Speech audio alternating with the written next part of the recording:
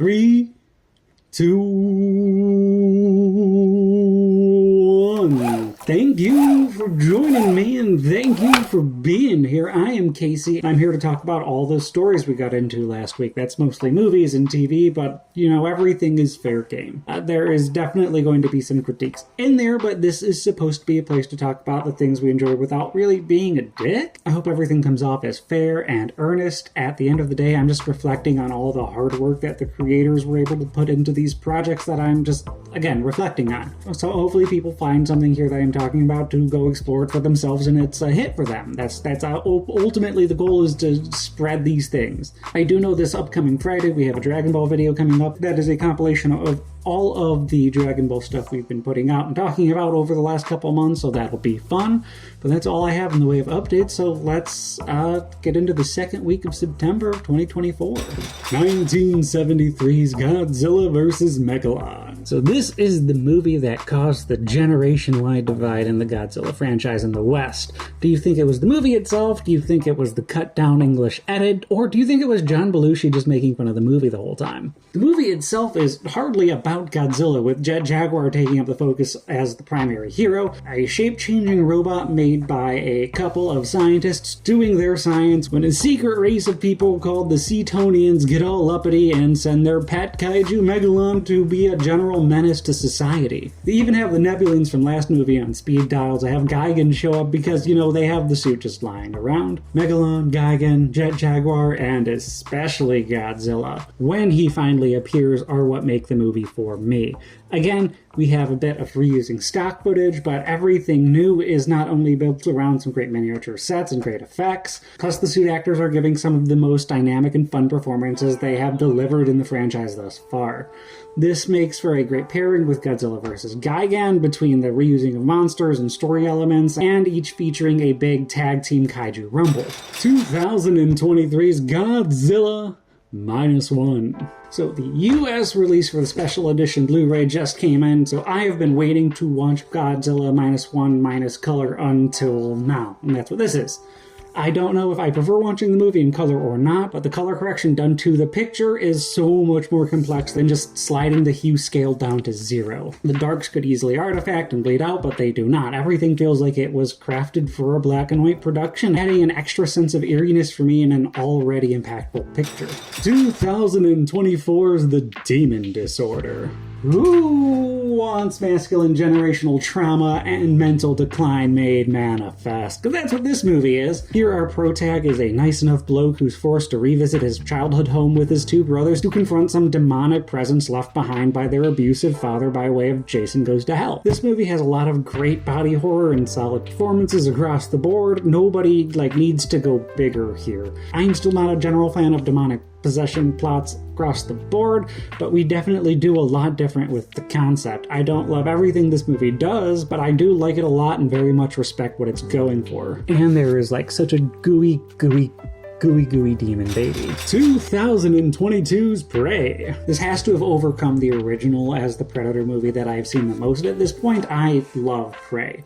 It's a period piece Predator story following a Comanche girl as she betters herself, fights off trappers, avoids an alien murder machine, and systematically wrecks shop when she is ready. A well thought out and expertly executed production as far as I can tell. Every tool's a hammer. Life is what you make it, from 2019, written by Adam Savage and narrated by Adam Savage. Between his work behind the camera on some of the most influential motion pictures and his in front of the camera work as a host and general enthusiast on Mythbusters, Adam Savage is probably one of the most important people in my life that I've never actually met. Definitely between his energy and his enthusiasm for everything he put his time into. Every Tool's a Hammer is Adam's biography and a general maker's guide to personal success. He personally dissects his journey from his small and supportive home with his parents to his living alone in New York helping friends with student films, moving through the theater industry before graduating to feature films thanks to his stellar work and finally his experience as a television host on Mythbusters.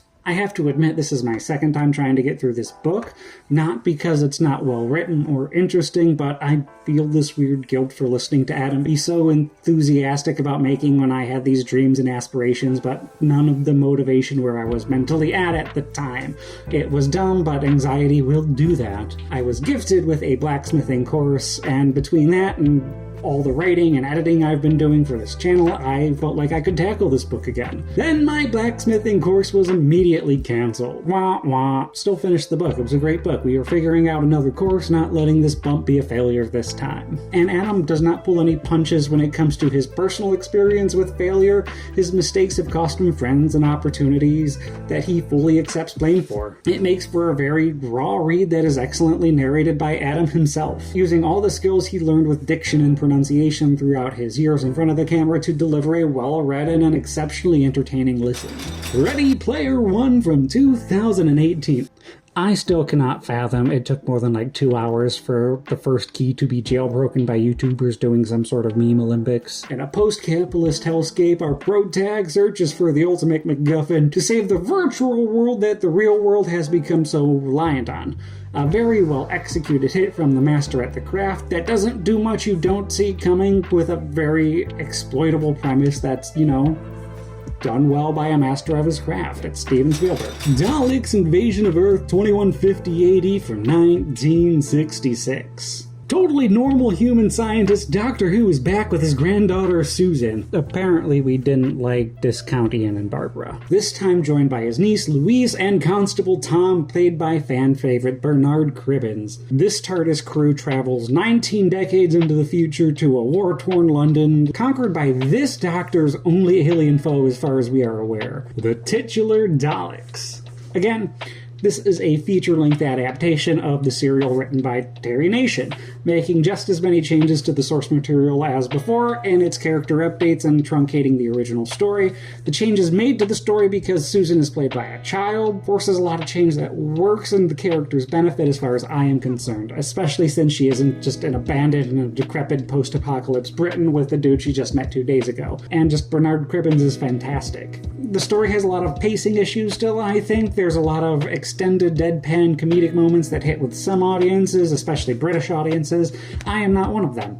But even so, I largely enjoy how this story plays out next to the original, despite generally preferring the actors and performances in the original series. 2009's Freddy's Return, A Nightmare Reborn. So the one kid low-budget Freddy Krueger accidentally let escape when Krueger was among the living? When he moves back to L Street, cue a new string of sleepy teens getting got. Plot-wise, it feels like a riff on a lot of the ideas from Freddy's Revenge with like 60% less subtext. It's very, very low budget, but they made a fucking movie, so they deserve a genuine and enthusiastic fuck yeah. His name was Jason, 30 Years of Friday the 13th. A fun and short documentary that chooses to look at the franchise as a whole, breaking its time up thematically instead of going into detail movie by movie, as is the trend with lengthier documentaries. Everything is hosted and narrated by practical effects legend Tom Savini, walking through some great little showcases of gore and horror. This documentary does an amazing job of capturing what the franchise means to its creators and fans as a whole, celebrating something that blatantly started out as a way to capitalize off trends that grew into something significantly more than anyone thought it would for sure. 2006 Hatchet, a movie I never would have watched without Dead Meat's recommendation. So, Victor Crowley v. Jason Voorhees v. Michael Myers, who are you putting your money on? Hatchet follows in the long-running tradition of really being about the deformed killer, celebrating the slasher genre with some of the most explicit gore of its time and some fun but dumb two adjective characters. We have like sleazy producer and dumb tourist and wants to be an actress porn star. It doesn't do anything new. In fact, it does a lot of what you'd expect, but it pulls that off well enough. 1940s Fantasia, one of the most visually stunning and impactful films by way of animation and technique, and of course there's a dumb little racial caricature to ruin the mood in there.